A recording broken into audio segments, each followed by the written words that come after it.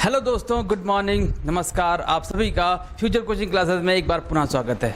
अभी तक हम लोगों ने यूपी SSC से संबंधित जो आपकी वैकेंसी आई हुई है ऑडिटर और अकाउंटेंट का, जो हमने पिछले क्लास में अभी तक सीखा हुआ था, आज उसका कुछ निचोड़ आज आपके सामने आने वाला है एक क्वेश्चन के माध्यम से। आज ये MCQs का पहला क्लास है जो आपके अकाउंटेंट और ऑडिटर से संबंधित है। ठीक है, जितना भी अभी तक हम लोगों ने पढ़ा है वहाँ से क्वेश्चन कैसे बनेंगे आपके पेपर में, आज हम उसको देखने वाले हैं। ठीक है, चलिए देर ना करते हुए हम क्वेश्चन को स्टार्ट करते हैं। आज का हमारा पहला क्वेश्चन है, क्या है पहला क्वेश्चन देखिएगा। Correct the assumption that anticipated no profit and provided for all losses is based on.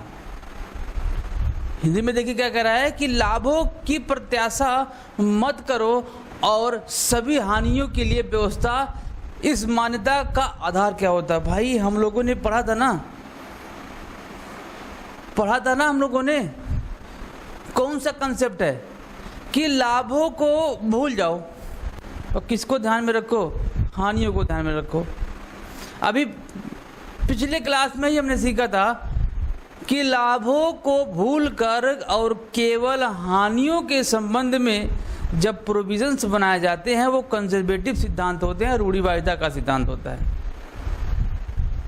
ठीक है, अभी पिछले क्लास में ही हमने इसका पूरा डिटेल देखा हुआ था।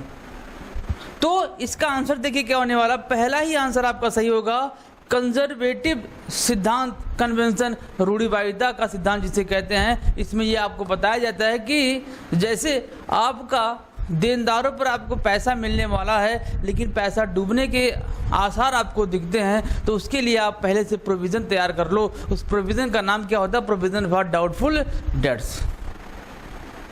ठीक है, तो ये आज का पहला क्वेश्चन और आंसर आपके सामने है, कौन सा, रूढ़िवादिता का सिद्धांत।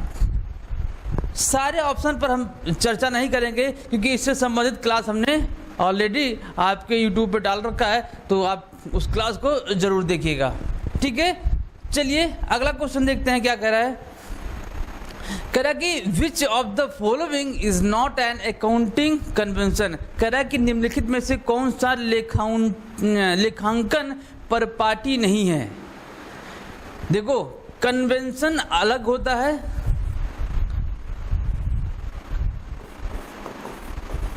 और प्रिंसिपल्स अलग होते हैं। हमने बखूबी सब कुछ देखा हुआ है। कन्वेंशन और प्रिंसिपल दोनों क्या हैं, अलग हैं। ये पूछा कि निम्नलिखित में से कौन सा कन्वेंशन या कॉन्सेप्ट नहीं है। भाई ये क्या है, आपका साफ साफ लिखा हुआ है कि कन्वेंशन ऑफ फुल डिस्क्लोजर, हमने इस पर चर्चा किया हुआ था। ये भी आपका ये कंसेप्ट ही है। दूसरा, रूढ़िवादिता भी कंसेप्ट है, एकरूपता भी कंसेप्ट है। तीसरा क्या कह रहा है, उपार्जन लेखांकन की परिपाटी। ये आपका कन्वेंशन नहीं होता है, ये आपका कन्वेंशन नहीं होता है। उपार्जन लेखांकन की अवधारणा कहता है कि आपके अकाउंटिंग से संबंधित, आपके बिजनेस से संबंधित जितने भी ट्रांजैक्शन, चाहे वो नगद हो या उधार हो, सबका लेखा किया जाएगा। ये उपार्जन आपका लेखांकन कहता है। ये क्या है आपके, ये आपका एक सबसे बेसिक आधार माना जाता है, अवधारणा मानी जाती है, जिसे हम क्या कहते हैं, उपार्जन लेखांकन की परिपाटी के नाम से जानते हैं। ठीक है, पूर्ण डिस्क्लोजर हमने चर्चा किया हुआ था कि आप अगर कोई चेंजिंग करना चाहते तो बैलेंस शीट के नीचे उसको डिस्क्लोज करिए। रूढ़िवादिता भी हमने देखा, प्रॉफिट को छोड़ दीजिए और उसके लिए लाभ के लिए तैयार हो जाइए, सॉरी, प्रॉफिट को छोड़ दीजिए और हानि के लिए तैयार हो जाइए। एक रूपता हमने देखा, कंसिस्टेंसी, कल ही हमने चर्चा किया था कि किसी भी मेथड को अप्लाई कर रहे हैं तो उसको कुछ दिनों तक अप्लाई, कुछ सालों तक अप्लाई कीजिए। 1 साल, 2 साल, 3 साल, नहीं तो आज इस साल में आपने यूज किया, नेक्स्ट ईयर में उसको चेंज कर देंगे। उसका ये रीजन निकले, इसका रिजल्ट निकलेगा कि आप अपने व्यवसाय को तुलनात्मक अध्ययन करने में असफल होंगे। इसीलिए कंसिस्टेंसी के प्रिंसिपल को फॉलो करना चाहिए। ठीक है, नेक्स्ट देखिए क्या कह रहा है, अगला क्वेश्चन क्या कह रहा है भैया, देखिएगा।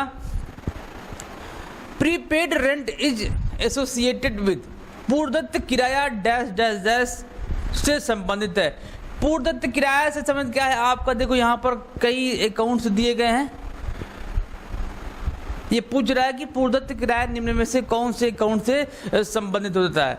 देखिएगा, अगर किसकी बात करेगा, केवल और केवल रेंट की बात करेगा, तो रेंट आपका कौन सा होता है, नॉमिनल अकाउंट होता है, नॉमिनल अकाउंट होता है, नो डाउट, ये आपका नॉमिनल अकाउंट होता है। लेकिन अगर उसके पास कुछ लग गया, उसके पहले रेंट के पहले कुछ लग गया, जैसे पूर्वदत्त लग गया, अदत्त लग गया, उपार्जित लग गया एंड अनुपार्जित, मतलब कि आउटस्टैंडिंग, प्रीपेड, एक्रूड ऑन अनएक्रूड, किसी भी एक्सपेंस के पहले जब जुड़ जाता है तो वो कौन सा अकाउंट बन जाता है, व्यक्तिगत खाता। लेकिन कौन सा व्यक्तिगत खाता, दो ऑप्शन है, देखो यहाँ पर व्यक्तिगत खाता है और यहाँ पर भी व्यक्तिगत खाता है। तो ऐसे ट्रांजैक्शन जो होते हैं जिसके पहले प्रीपेड, आउटस्टैंडिंग, एक्रूड और अनएक्रूड जुड़ जाते हैं, तो कौन सा हो जाता है, रिप्रेजेंटेटिव पर्सनल अकाउंट बन जाता है। रिप्रेजेंटेटिव पर्सनल अकाउंट आपका बन जाता है जब उसके पहले वो चार नाम जुड़ जाते हैं। कौन सा, प्रीपेड, आउटस्टैंडिंग,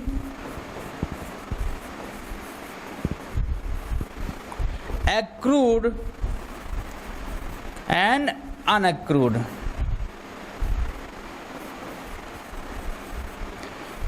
ये आप हमेशा ध्यान रखिएगा, ठीक है। चलिए अगले क्वेश्चन पे चलते हैं। अगला क्वेश्चन क्या कह रहा है, हानि का आकलन करना और लाभ जब तक वसूल ना हो जाए उनको लेखाबद्ध ना करना किस सिद्धांत से संबंधित है। भाई अभी क्वेश्चन, पहला ही क्वेश्चन आपका यही था, बस क्वेश्चन पूछने का तरीका थोड़ा सा अलग हो जाएगा। क्वेश्चन जो होंगे आपके कंसेप्ट, प्रिंसिपल से ही संबंधित होंगे। एक ही प्रिंसिपल से कई क्वेश्चन उसका लैंग्वेज चेंज करके बन सकता है। जैसे पहला क्वेश्चन देखिएगा दूसरे तरीके से था, अब ये वाला क्वेश्चन अलग तरीके से है कि हानि का आकलन कीजिए, लाभ को छोड़ दीजिए जब तक वो रिसीव ना हो जाए, जब तक वो रिसीव ना हो जाए। अभी हमने जस्ट चर्चा किया, ये क्या है आपका रूढ़िवादिता, कंजर्वेटिव सिद्धांत के नाम से उसको जानते हैं, ठीक है। अगला क्वेश्चन चलते हैं। अगला क्वेश्चन क्या कह रहा है कि आय के मापन का आधार होता है। ये क्या कह रहा है कि आय का मापन किस कंसेप्ट के तहत किया जाता है, कौन सा ऐसा प्रिंसिपल है जो आपका आय का मापन करता है। पढ़ा था हम लोगों ने ना, हम लोगों ने आय व्यय के मिलान की अवधारणा पढ़ी थी हम लोगों ने। Revenue and expense matching concept हम लोगों ने पढ़ा था, जिसमें हमने देखा था कि आय और व्यय का तुलनात्मक अध्ययन करके हम या तो लाभ निकालेंगे या तो फिर लॉस निकालेंगे, ठीक है। पीएल बनाया जाता है मैचिंग कंसेप्ट के तहत, और पीएल से ही हमको हमारे प्रॉफिट का ज्ञान प्राप्त होगा, ठीक है। तो ऑप्शन देखते हैं, ऑप्शन कौन सा होगा। आय का मापन आपका पहला ही ऑप्शन सही है, मैचिंग कंसेप्ट के तहत हम अपने आय का मापन करते हैं, ठीक है। लेखांकन अवधि में 12 महीने को देखा जाता है, और मुद्रा मापन में ऐसे ट्रांजैक्शन को रिकॉर्ड किया जाता है जो मनी में मेजर किया जा सकता है, और उस जो मनी में मेजर नहीं किया जाएगा उसको हम छोड़ देंगे। दूसरा कह रहा है कि कॉस्ट कंसेप्ट, क्या कह रहा है, कॉस्ट कंसेप्ट कह रहा है। कॉस्ट कंसेप्ट में आपने आय को प्राप्त करने के लिए जितनी लागत आपने खर्च की है उसके बारे में यहाँ पर डिटेल बताया जाता है, ठीक है। तो इसका आंसर कौन सा होगा, ए, मिलान की अवधारणा, मैचिंग कंसेप्ट, ठीक है। पेपर में जब क्वेश्चंस बनेंगे ऐसे ही छोटे छोटे नाम दे देंगे, नहीं तो अभी आप इसमें देखिए इसका पूरा नाम क्या है, आय और व्यय के मिलान की अवधारणा। कंफ्यूज नहीं होना है, मिलान की अवधारणा दे दिया, इसका मतलब ये पूरा दे दिया है, ठीक है। चलिए अगला क्वेश्चन देखते हैं। अगला क्वेश्चन क्या कह रहा है, लंबा चौड़ा क्वेश्चन दिख रहा है कि चालू व्यवसाय की अवधारणा का आधार होता है। चालू व्यवसाय की अवधारणा हम लोगों ने पढ़ा है कि ऐसा एजम्पशन कंसेप्ट जो ये कहता है कि हमारा व्यवसाय अनंत काल तक चलता रहेगा, जिसके बेस पर हम long term provision, long term loan, long term planning या कर्मचारियों की नियुक्ति करते हैं, या यूँ कहें संपत्तियों पर ह्रास लगाया जाता है इसी कंसेप्ट के तहत। तो देखते हैं इन 4-5 ऑप्शन में से कौन सा ऑप्शन आपको दिखता है। करें कि depreciation fix asset over their useful life, पहला ही कंसेप्ट आपका सही मिल गया। अस्थायी संपत्तियों के प्रयोज्य जीवन काल पर ह्रास लगाना ही क्या है, इसका आधार माना जाता है। ठीक है, बात समझ में आएगी ना। मैंने बताया चालू व्यवसाय की अवधारणा में संपत्तियों पर ह्रास लगाना, ठीक है, अदत्त व्यय को बैलेंस शीट में दिखाना, पूर्वदत्त व्यय को भी बैलेंस शीट में दिखाना, अविभाजित लाभ को क्या मान लेना, संपत्ति मान लेना, ये सब किसकी अवधारणा है, चालू व्यवसाय की अवधारणा मानी जाती है। ठीक है, तो इसका आंसर आपका पहला ही है कि अस्थायी संपत्तियों के प्रयोज्य जीवन काल पर ह्रास लगाने के लिए। अगला क्वेश्चन देखते हैं। अगला क्वेश्चन क्या कह रहा है, ये दो पहलू है, क्या ये दो पहलू, हम लोगों ने डुअल एस्पेक्ट पढ़ा था। दो पहलू अवधारणा के आधार पर लेन देन अभिलेखित करने की प्रणाली को कहते हैं the system of recording transaction based on dual aspect concept is called. जब हम दोहरा लेखा प्रणाली के आधार पर उस एंट्री करते हैं उसको क्या नाम दिया गया है, देखिएगा ऑप्शन में, दोहरा खाता प्रणाली नहीं सर, दोहरा लेखा प्रणाली, दोहरा खाता प्रणाली नहीं है। करें कि दोहरा लेखा प्रणाली, जी मैंने आपको बताया था डुअल एस्पेक्ट जो है वो टोटली बेस है किस पर, दोहरा लेखा प्रणाली पर बेस होता है, उसको क्या नाम दिया गया है, दोहरा लेखा प्रणाली के नाम से जाना जाता है। तो आंसर आपका बी सही है, दोहरा लेखा प्रणाली। ठीक, अगला क्वेश्चन देखते हैं।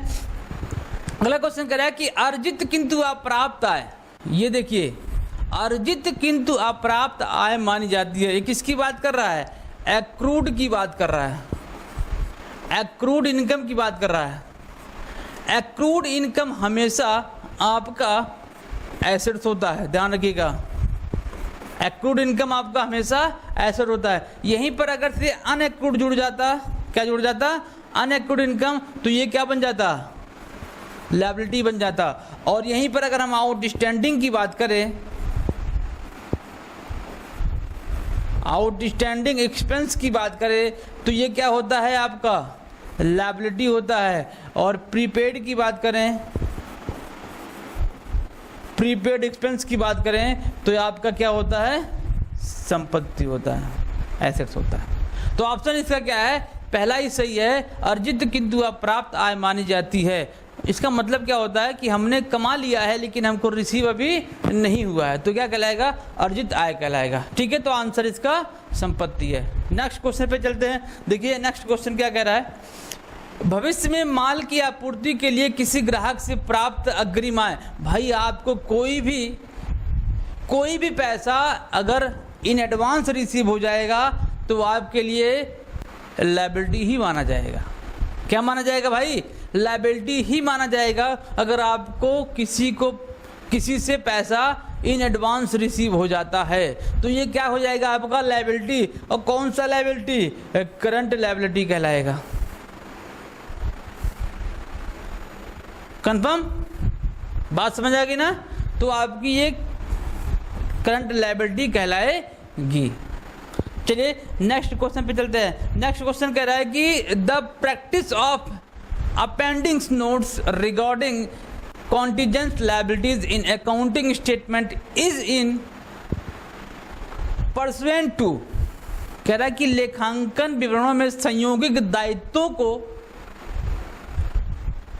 संबंध में नोट्स जोड़ने का अभ्यास इसके अनुपालन में आता है। भाई जब आप किसी भी नोट्स को बैलेंस शीट के नीचे जोड़ेंगे, किसी भी टॉपिक से संबंधित, यहाँ पर तो कॉन्टिजेंट लायबिलिटी दिया है, संयोगिक दायित्व दिया है, किसी भी टॉपिक से संबंधित जब आप नोट्स जोड़ेंगे तो वो क्या कहलाएगा, फुल डिस्क्लोजर कंसेप्ट के तहत आएगा। आप इतना अपने दिमाग में शेप कर लीजिए, जब नोट्स की बात आ जाएगी तो कौन सा आपका प्रिंसिपल लागू होगा, फुल डिस्क्लोजर कंसेप्ट आपका लागू होगा। तो यहां पर आंसर है क्या, जी बिल्कुल, लास्ट वाला जी क्या है, फुल डिस्क्लोजर कन्वेंशन। ओके, बात समझ आ गई ना। तो इसका आंसर क्या है, डी वाला, प्रकटीकरण की परिपाटी के नाम से जाना जाता है। चलिए नेक्स्ट देखते हैं। नेक्स्ट क्वेश्चन क्या कह रहा है, the convention of conservative is applicable in, रूढ़िवादिता की परिपाटी लागू होती है। रूढ़िवादिता की परिपाटी कहाँ लागू होती है, आप बखूबी जानते हैं, जहां पर हानियों को मेजरमेंट किया जाता है। लेनदारों पर छूट प्रदान करने पर, जी नहीं, ये हमारा क्या हो जाएगा, प्रॉफिट हो जाएगा, और प्रॉफिट के लिए यहाँ पर कोई जगह नहीं है, प्रॉफिट के लिए यहाँ पर कोई जगह नहीं है। Making provision for bad debt and doubtful debts, जी बिल्कुल, हमने आपको अभी जस्ट बताया कि बैड एंड डाउटफुल डेट के लिए जब प्रोविजंस बनाए जाएंगे तो वो क्या कहलाएंगे, कंजर्वेटिव सिद्धांत कहलाएंगे। तो आंसर आपका कौन सा सही है, बी।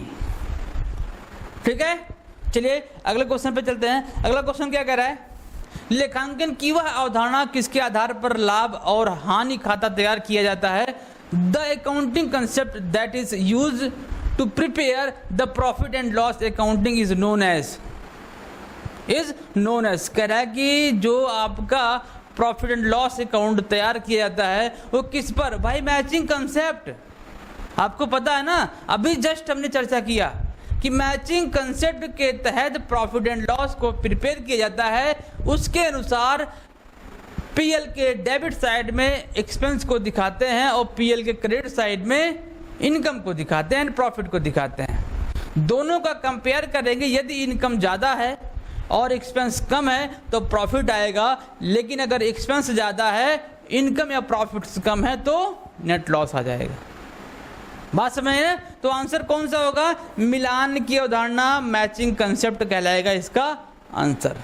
नेक्स्ट क्वेश्चन पे मूव करते हैं। क्या कह रहा है कि if closing stock is so in trial balance then is should be so in, यदि अंतिम रहतियां तलपट में दिया गया है तो उसको कहाँ दिखाएंगे, आपका बड़ा ही इंपॉर्टेंट क्वेश्चन है। और ये क्वेश्चन आपके अकाउंटिंग एडजस्टमेंट में बहुत बखूबी बताया जाएगा ऐसा क्यों होता है।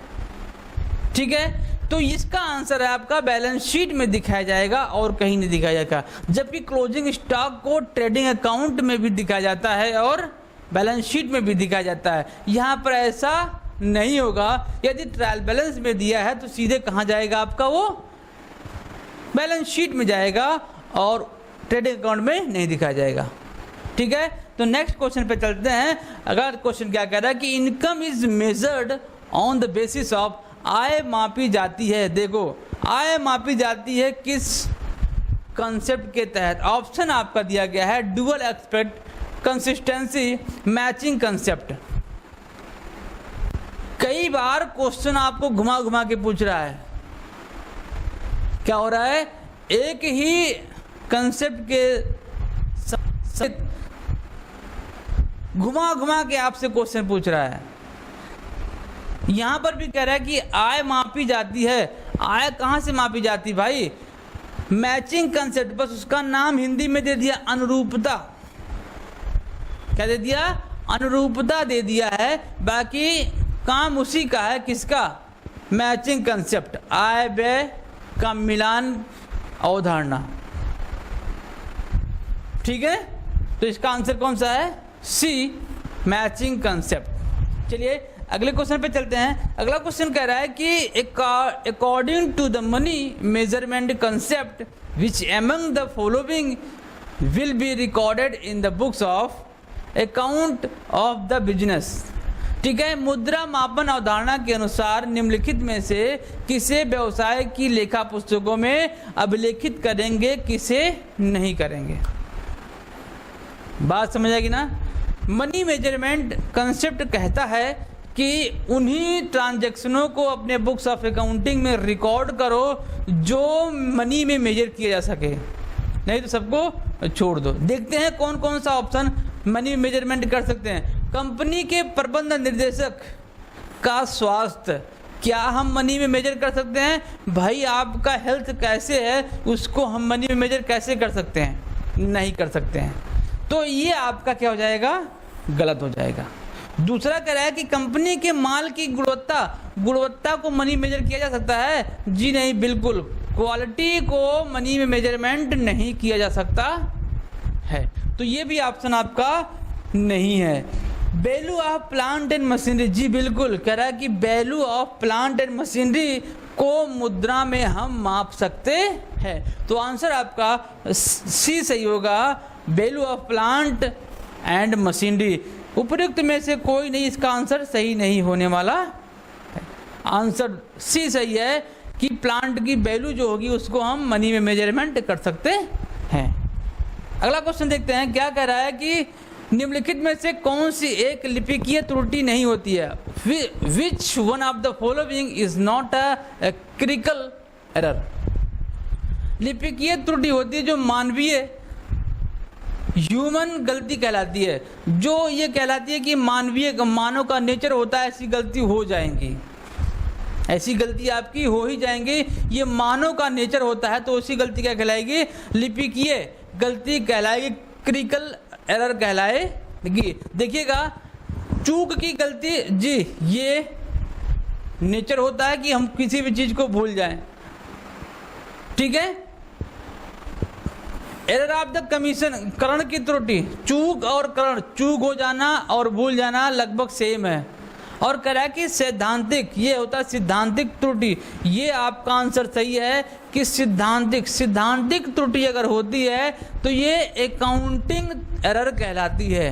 लेखांकन के प्रिंसिपल की अगर आपको नॉलेज नहीं है तो आप गलती कर देंगे। जैसे आपने किसी फर्नीचर को परचेज किया, आप फर्नीचर को डेबिट करने के स्थान पर आपने परचेज को डेबिट कर दिया, तो ये आपकी कौन सी गलती है? गलती है प्रिंसिपल की गलती है, सिद्धांत की त्रुटि कहलाएगी।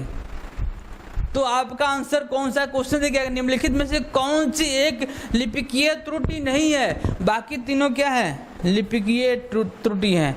लेकिन ये आपके अकाउंटिंग प्रिंसिपल में अगर आपको नॉलेज नहीं है तो जो गलती होगी वो क्या कहलाएगी? सिद्धांतिक गलती कहलाएगी।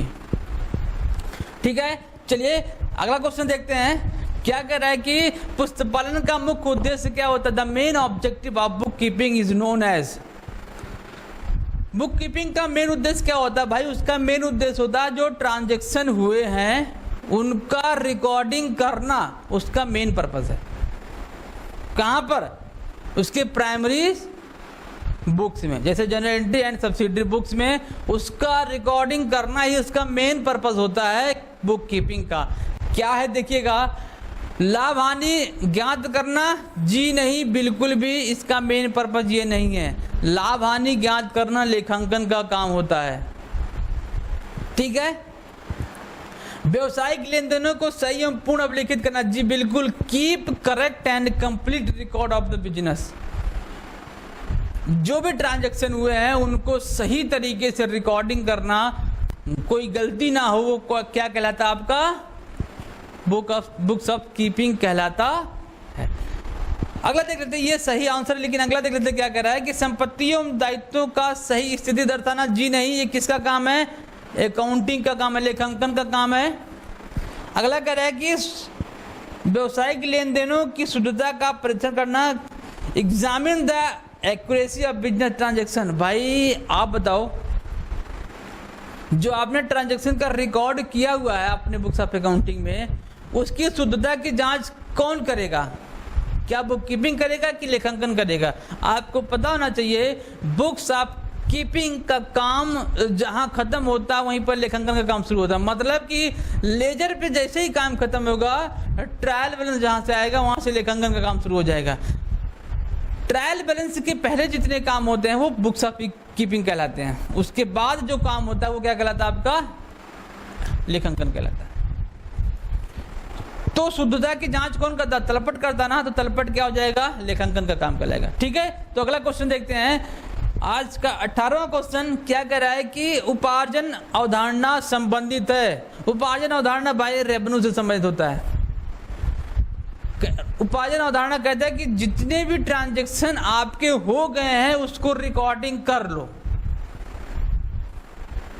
नहीं समझे? जी बिल्कुल। आप ये कहें कि आपने व्यय कर दिया है और पेमेंट उसका नेक्स्ट ईयर में करेंगे तो उसकी रिकॉर्डिंग नेक्स्ट ईयर में करना है, तो ये ऐसा नहीं काम चलेगा भैया। अगर आपने इस वर्तमान या करंट ईयर में कोई भी एक्सपेंस कर लिया है तो उसकी रिकॉर्डिंग भी इसी ईयर में होनी चाहिए। सेम कंडीशन इनकम में भी होता है। इनकम आप पाने का काम इस वर्ष में कर रहे हैं लेकिन पाया नहीं है, नेक्स्ट ईयर में रिसीव करेंगे, तो क्या आप उस ईयर में जाके उसकी रिकॉर्डिंग करेंगे? ना, बिल्कुल नहीं भाई।